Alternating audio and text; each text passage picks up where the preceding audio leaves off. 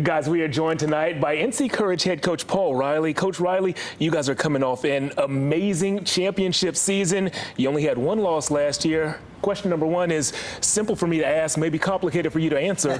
What's the secret? Is it players? Is it coaching? What's the secret? No, I think it's just the involvement of the team. You know, we've evolved a lot over the past 3 years. The core group's been together for, this will be the 4th season. So I think as you evolve as a group, you get better as a group. The culture gets better, the environment gets stronger. But I think for me, the main thing is that it's about the performance, not about the winning. And, you know, people say, well, how are you going to repeat last year? Well, you can't.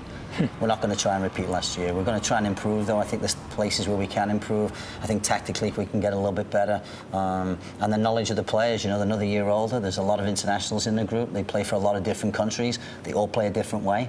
And when they come here and they get off the planes and the buses and the trains and the cars, they play the way we play. Coaching a sport like soccer and a diverse roster like this, what have you learned from balancing different personalities, different cultures, and different backgrounds? Yeah, I think that's probably the biggest thing over the past 3-4 years of the team maturing, is dealing with all those characteristics. And so I feel like we've helped their national teams a little bit, and they've brought their culture to us. You know, to have Dabina in practice, playing against the American players and playing with the players, she's making Crystal Dunn better, she's making McCalls and Boney better. I think it rubs off on them, and I think that's good. I think all the culture's good.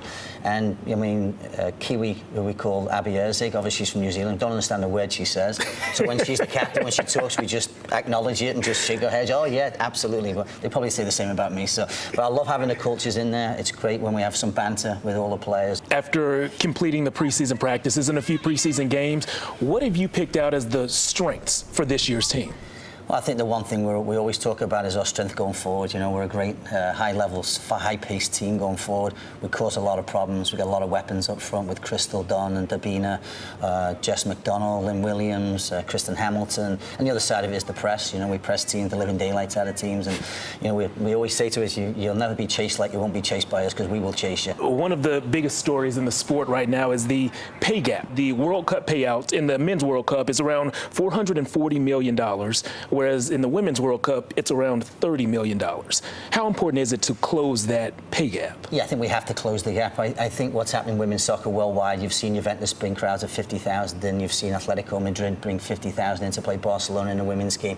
You've seen national teams starting to draw much bigger crowds. So I think we're incrementally getting better. I don't think you can, you know, all of a sudden click your fingers and it's going to be $450 million each, you know what I'm saying? But I think we're getting there. I think the national teams will get better. Do they deserve it? Absolutely. And I feel like it's time for FIFA and the world body to understand how important women's soccer is and the culture, because the whole world plays it now. You know, maybe 6-7 years ago in South America they didn't play that much.